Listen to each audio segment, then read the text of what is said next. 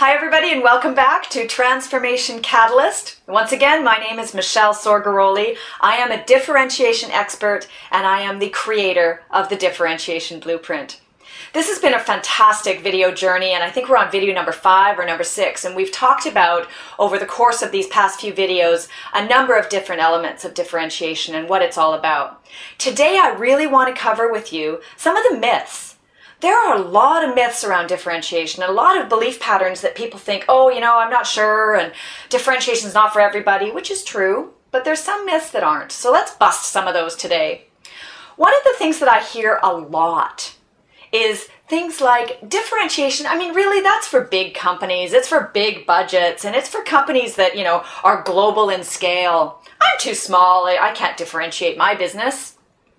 That is totally not true. Right here in this book, Small Giants, there are phenomenal stories, one after another, of some fantastic small businesses that have differentiated. And your success in differentiating does not have to be global in scale. It doesn't have to go past your community if you don't want it to. The essence of differentiation is about standing up and standing strong for something that you believe in and adding value and doing good in the world, making a difference with mastery. So I want you to really consider differentiation is not about being big and having lots of scope and scale. Differentiation is really about excellence. Another one that comes up a lot is differentiation costs a lot of money. If you want to be different, you have to spend.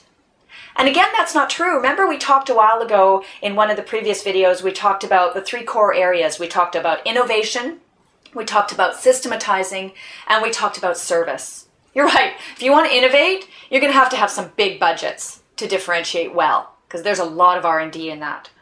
If you want to have solid processes and systems, and that is going to be the platform for your differentiation, then again, you're going to have to be investing in some solid background platforms to support that.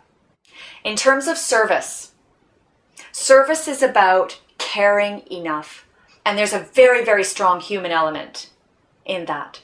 That does not cost a lot of money. What it is it a solid investment of you and how much you care and how much you're willing to bring to the table to add value to your clients and customers. So here's another one. Well, if circumstances were different, maybe I'd differentiate, but now my business is already sort of established and it's got its legs, so to speak. Again, differentiation isn't about a wholesale change in your business. We're not looking at starting over. What we're looking at is adding depth, adding dimension, adding more to your business to give it more substance. It's not about wholesale change. So circumstances don't have to be different. You can start today, and the journey to differentiation can be just as easy for you as it is for someone starting from scratch.